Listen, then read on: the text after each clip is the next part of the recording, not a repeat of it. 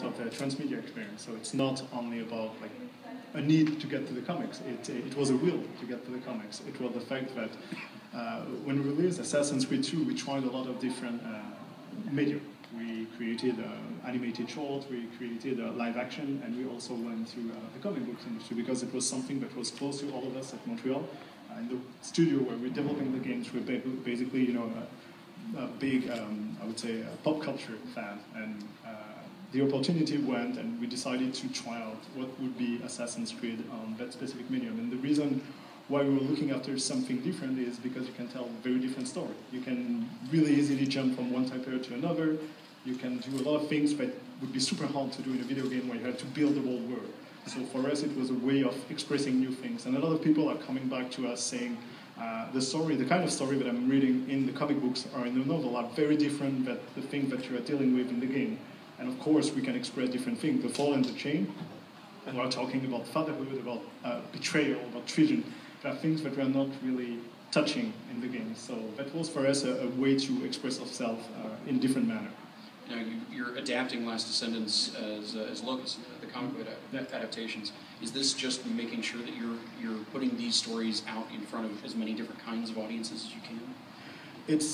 It was about going from a young adult novel that was already like expanding into a new direction, allowing ourselves to deal with a mature subject, but in a way that would be welcoming to a bigger audience, to younger fans, because we have like tons of newcomers that came into the franchise, not only through the games, but through other mediums, such as the comic book, the novel, the AC Chronicles game, and stuff like that. So the idea was to be welcoming to a younger audience, and then the story that we built were, in our mind, so compelling and interesting that we didn't want it to let them rest over. And we decided to go in another territory with the same cast. So basically, it's a cast from Assassin's Creed young adult series that's going to come to low cost, and we're going to see the same present-day characters, and going to expand even more on their experience and develop new time period. So you're saying everybody can just give you all of their money? They can. I need some. I've got 2 kids. It's tough, man. So let's talk about Trial by Fire. Anthony, who did you bribe? How much did you have to pay them? How did you get involved in this? Is this something that you were seeking out actively? No, actually, I was very fortunate. I mean, because Ubisoft started to work with Titan Comics, and the main editor there, Lizzie Kay, was a huge fan of my previous work, Kill Shakespeare. Has anyone here heard of Kill Shakespeare? All right. Anybody here going to go buy Kill Shakespeare now that they know that they should have bought Kill Shakespeare? Yeah. Yes. You just bought it, all right. I bought it last year. So yeah, they were a huge fan of Kill Shakespeare. I mean, for those that don't know, Kill Shakespeare is an action-adventure story where we take all of Shakespeare's heroes and villains and put them all together in the same world. I heard that there's a Justice League the Justice League of Shakespeare. Shakespeare. It's amazing where you came up with that. It So just like came out of Fables, nowhere. but Shakespeare? Sorry? Like the Fables series? Exactly, yes, yeah. Bill Willingham actually a big fan of the series. We were special guests at the Fables Con, the one year they had it, yeah. But yeah, the people at Titan were huge fans of Kill Shakespeare, so they came to us and said, well, we just want to see, we've just got a new video game license that we want to develop as a comic book, and we really like the stuff you've done, but we can't tell you what the game is yet until you sign an NDA, a non-disclosure agreement. And so we're like, okay, sure, so we started signing just as we were. I was like, please let it be Assassin's Creed. Please let it be Assassin's Creed. And lo and behold, we signed it. She's like, well, the game is Assassin's Creed, and have you heard of it? I'm like, yes. So what's your background in Assassin's Creed? Were you deep into the fandom? At that time? Yes.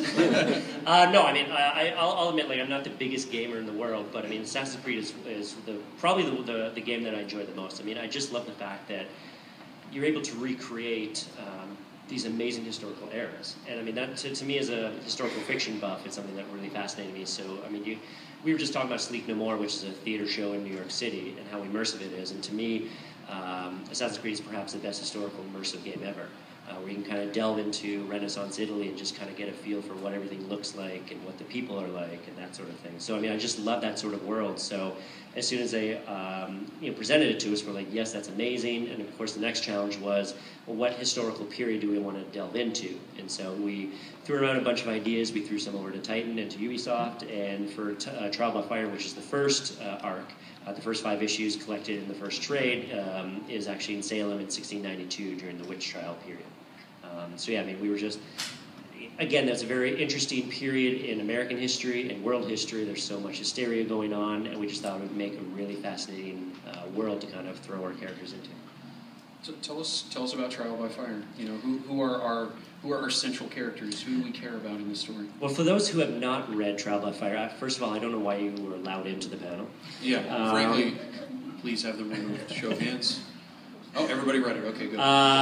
Okay, for those that secretly have not read it, Trial by Fire starts off with Charlotte de la Cruz, who is a 20-something, and I hate to use this term because this is what the media uses all the time, but she's a 20-something millennial.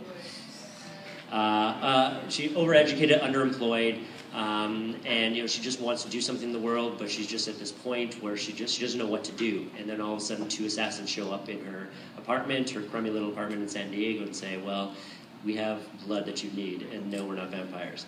And so, of course, they tell her that you come from an amazing lineage, and we need you to hop into the Animus and find out what happened exactly in Salem in order to solve a clue in the modern day. And so she delves back into her ancestor, who is Tom Stoddard, who is, I guess, sort of a Wolverine-style character. He's mid-40s. He's got the mutton chops, of course, and he doesn't care about anyone or anything. He just wants to get everything done. He wants to get the peace of Eden and just get out of there. So he doesn't care about anyone, doesn't stick his neck out for anyone. So it's a huge contrast between Charlotte, who wants to help the world, and Tom, who just doesn't want to help anyone except for, he's on the case, he's on the mission, and that's it. So yeah, it was really great to kind of put that contrast together. And one of the things that was really fascinating was creating like a very strong female lead character in the modern day. And then teaming her up with a bunch of other people, Galena, and then Cody, who was a new character that we created. So so that's the first arc, and then beyond that, we've got another 2. Lots to come. So how do you find that this fits into the rest of the transmedia ecosystem of things? Is this something that is going to live predominantly in the comics medium, or are you looking at translating it backwards into the game? Well, the ideal way to deal with it is that everything is connected, and getting sure that we are reusing or using some of the characters. There's already a character from the franchise that are in the comic books, but the idea would be that the comic books will also feed the games, feed the movie, feed the universe. And that's what we did on the previous graphic novel, The Fall and the Shame, where we use one of our characters into a game, and it has an important role to play in Assassin's Creed 3. So it's definitely something we want to do. I want to ask you about the movie, but I'm worried that there are people with spring-loaded blades in the room that are going to prevent me from asking much. So that's the cover. Everything is written by Christy Golden. She is a novel author that has worked on many big franchises, the kind of franchise that we all love: World of Warcraft, Star Wars, and we contacted her in order to work on Assassin's Creed. And the way we met was super funny, because usually before starting anything on the franchise, we bring all the authors and we talk with them. We spend a couple of days hammering on the first draft. We want to get sure that they have a nice little sandbox in which they can play. So we spend about a day reviewing different time period and different things. But I remember vividly that the first things I told her was, well, you've been writing for different license for years. Like Star Wars were on different conditions. Sometimes you had a lot of time, sometimes it was a rush and it was hard. And what I told her is, what kind of book would you really want to write? That you've been waiting for a decade or more because you've been working on a franchise. What is your ultimate fantasy goal? And she was like, can I make it? I was like, just tell us. And we talk about characters, things that pique her interest. And well, what did she start with? Was it a setting? Was it a style of narrative? It was settings, because she knew it was Assassin's Creed. So she works on different settings, and was like, here we've kind of a love story. I would love an Assassin's Creed romantic comedy. Could work. So I gave her an example on things that we haven't done in the franchise. I was like, if you think of the Animus, because it's not a time-traveling machine, it's a machine that allows you to read through the memory of your ancestor. When you're going into novel, you can get into new territories that are super fun to explore. Like, what if you're using it as a lie detector, in a trial or something like that? You can use the Animus as a machine to do that. You can use it with a detective story. And there's many ways or angles that are not Assassin versus Templars where you can play with and have fun. And we ended up looking at different era, and we found out that one of the periods that gets all of us excited for tons of reasons was the trial of Joanna of Arc.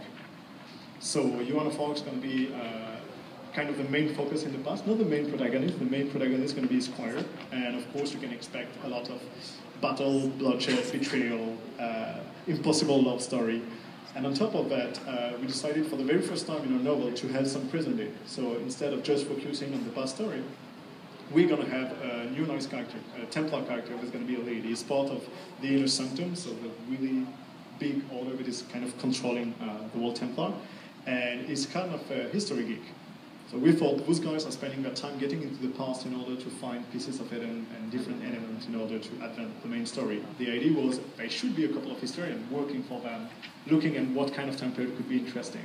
And that's what the main character is doing. And of course, he's going to piss off some of his colleagues. It's going to be a complicated story. But the whole thing is super exciting. And before, one of my favorite books from Christie was one of the trials she wrote for World of Warcraft. So it was super surprising to get a World of Warcraft book, and instead of having adventures, killing, and dragon, you have a whole trial and something really psychological and really twisted. It really digs into the Warcraft world Yeah. and all the lore that's in, you know. Like the game and everything before. So it was so I was super excited by that idea. And the cover is Beautiful. There's a lot going on this cover. The cover has been approved like just yesterday, and we just received the copy like a couple of hours ago. And as always, we love to play with cryptic things and elements. Wait, are you telling me there's something hidden in this thing? There's tons of things hidden, and we know that our fans are going to take that down in a couple of hours. So we know how we have bet at the studio to see how fast they're going to be able to. But in all the slides and things, there's tons of stuff hidden, and we're going to look for the solution. You're telling me that this audience right here has the opportunity to crack the code? Yes. Good luck. Challenge thrown down. Now,